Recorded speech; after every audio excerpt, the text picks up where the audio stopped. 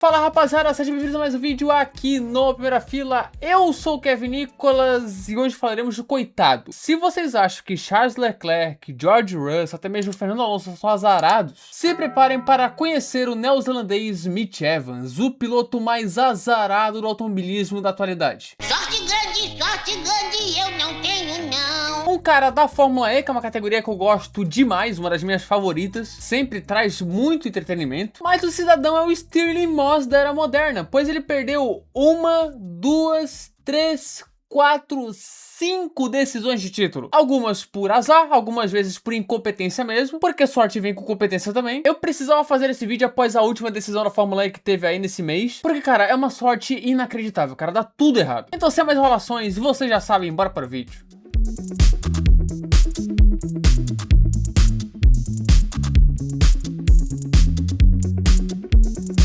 Vamos lá, gente. Antes de tudo, temos que conhecer quem é Mitch Evans. Mitch Evans é o piloto neozelandês que teve uma boa categoria de base, com muito sucesso no automobilismo local, e que em 2012 foi campeão da antiga GP3, que hoje é a Fórmula 3, derrotando pilotos como Daniel Abt e Antônio Félix da Costa. Fez alguma graça na GP2, mas sem grandes resultados, e aí o sonho da Fórmula 1 acabou. E aparentemente ele sacrificou tudo pelo título da GP3, pois ele não ganharia mais nada na vida depois disso. E só para efeito de informação, o empresário do Mitch Evans é o Marco Webber, tá? Então fica com essa informação aí na mente. Em 2016, a novata equipe Jaguar na Fórmula E contrata Mitch Evans para ser seu piloto, onde ele seguiria lá até 2026. Ele fez toda a sua carreira na Fórmula E na mesma equipe, que foi virando uma equipe de ponta de pouco em pouco. Ele conquista seu primeiro pódio em 2017 em Hong Kong. A primeira vitória veio em 2019 em Roma, uma pista que ele sempre andou muito bem. Só que com o passar do tempo, ele foi ficando mais relevante na categoria e a Jaguar também. E uma hora ele brigaria pelo título. E isso aconteceu na temporada 7 da categoria, temporada 2020 e 2021. Para tudo, porque eu acabei esquecendo que a primeira luta pelo título dele foi na temporada 18 e 19, a temporada 5 da categoria. É um baita de um burro esse Kevin também, né, cara? Brincadeira. A temporada 18 e 19 dele foi bem consistente, apesar de apenas 3 pódios e uma vitória, mas ele chega para a rodada dupla final em Nova York como terceiro na tabela. Porém, é distante 44 pontos para o Jean-Éric Vergne, que era o líder, porém, ele chega para a última corrida 25 pontos atrás, com 29 pontos em jogo. Porém, a tarefa era impossível e ele ainda bateu na última volta com o Lucas de Graça quando era o sexto colocado. Assim, terminando somente em quinto naquele campeonato, e foi a primeira decisão que ele perdeu de fato na Fórmula E. São 6 vezes em que ele decidiu na última rodada dupla e 5 vezes na última corrida. É isso daí, agora vamos para a temporada 2021. Essa temporada foi uma temporada bem Mickey Mouse da Fórmula E, porque é o seguinte: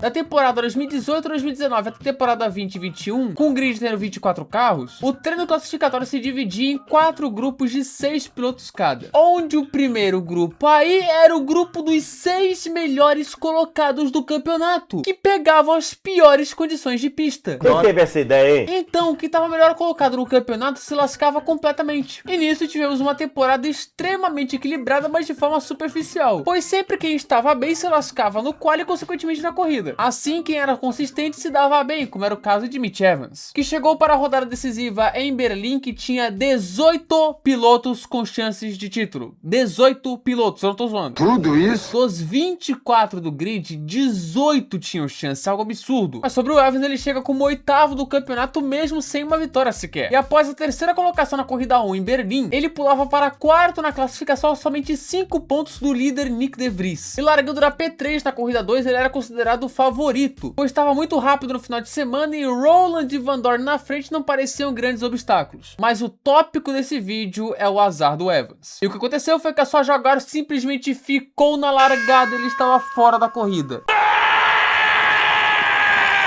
O cara era o favorito a levar o título, se vencesse seria o campeão, mas o carro ficou, cara, ficou.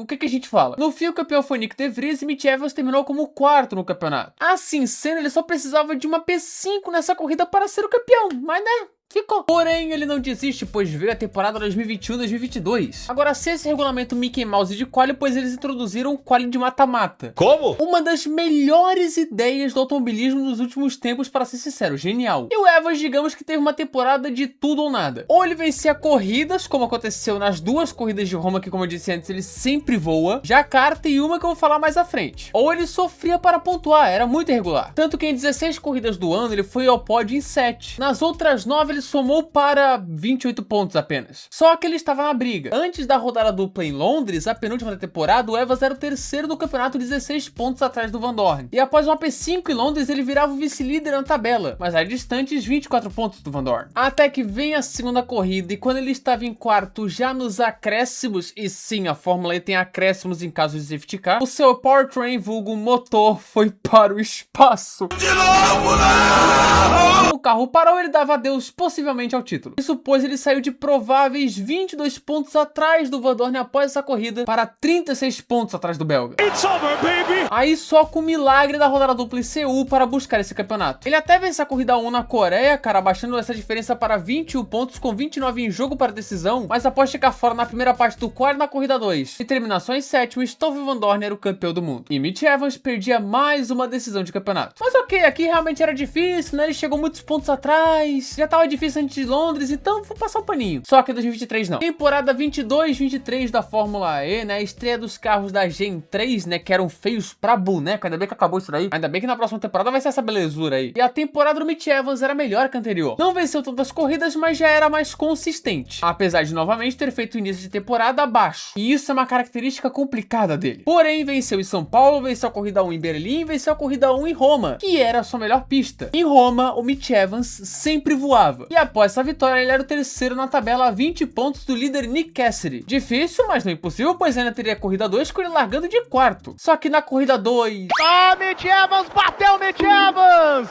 Bateu no Cassidy, Mitch Evans! É o Leclerc da Fórmula E, né? Com pipoca e ok, filme é mais filme. Eu falei que ele voava em Roma, mas não precisava ser literal também. Olha o que esse animal fez, irmão. Ainda ferrou o coitado do Nick Cassidy, que era o líder do campeonato junto. Ou seja, nessa tacada ele facilitou em muito o campeonato de Jake Dennis. Pois para a rodada final em Londres, ele estaria distantes 44 pontos do inglês. O pior é que o Evans voou em Londres, não de forma literal agora. Venceu a corrida 1, mas não foi suficiente para impedir o campeonato de Jake Dennis antecipadamente. E o Evans também foi segundo na corrida 2. Porém, mais um vice para a conta do neozelandês, o segundo seguido. Se não tivesse batido em Roma, o destino poderia ser diferente, mas bem diferente. E aí veio o que era até agora a sua melhor chance de ter sido campeão, a temporada 23-24. Ih, rapaz. Uma temporada em que ele e Nick Cassidy seriam companheiros na Jaguar, que levaria o título de equipes no final das contas. Ele de novo começa a temporada devagar, mas embala após o E-Prix de São Paulo. E tem uma metade final muito boa, muito consistente, eu diria. Nas últimas 9 corridas ele pontuou em todas, incluindo 2 vitórias em Mônaco e em Xangai. E o Evans chega para a rodada dupla em Londres como vice-líder do campeonato, 12 pontos atrás de Nick Cassidy, seu companheiro de equipe. Ele conquista a pole na corrida 1, 3 pontinhos pro pai, e após chegar em segundo com Cassidy tendo uma corrida difícil, o Evans ficou mais próximo ainda do líder, que agora era Pascal Wehrlein, 3 pontinhos só na frente dele. Basicamente, se o Evans vencesse a corrida 2, ele seria o campeão. Simples. E após a pole de Cassidy, a classificação tinha Wehrlein com 180 pontos,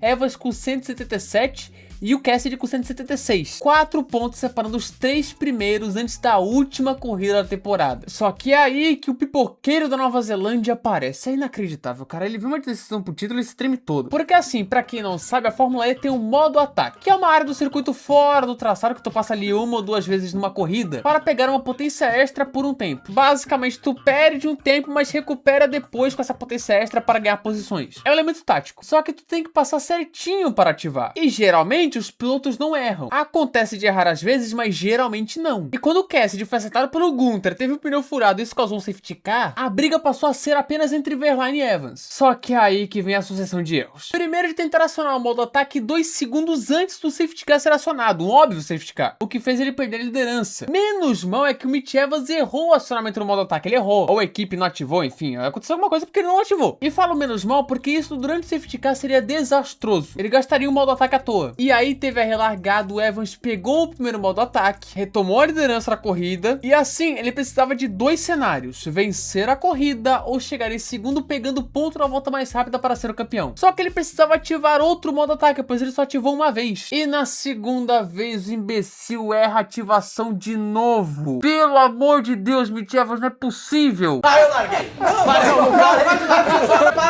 Cara, ele errou de novo, velho. Ele errou de novo, é inacreditável, pô. Burro!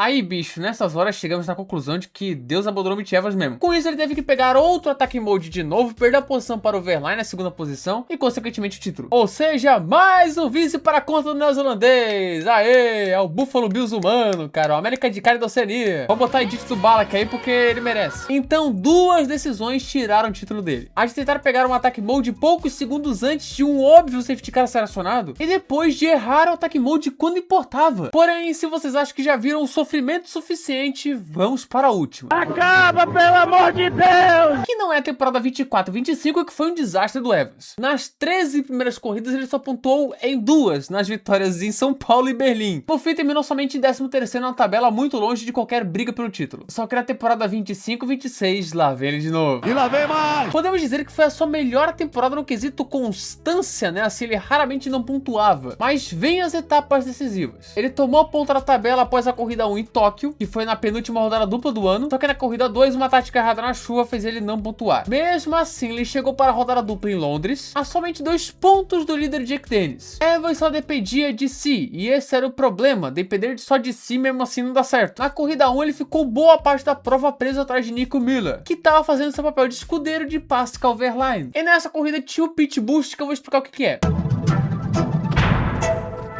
Em algumas corridas da Fórmula E tem esse pit boost, que é um pit stop mesmo, em que tu para e recarrega uma energia extra de 10% para o resto da corrida. Um elemento estratégico interessante. E ele foi um dos primeiros a parar e com isso voltou à frente de Nico Miller. E ao que tudo indica, seria o segundo na prova. Só que aí Lucas di Grassi, fazendo sua despedida da categoria, teve problemas e bateu. Com isso, uma Full Course Yellow foi acionada, que é basicamente o Virtual Safety Car. A bateria. Ah, mano, você tá de sacanagem também, né, véi?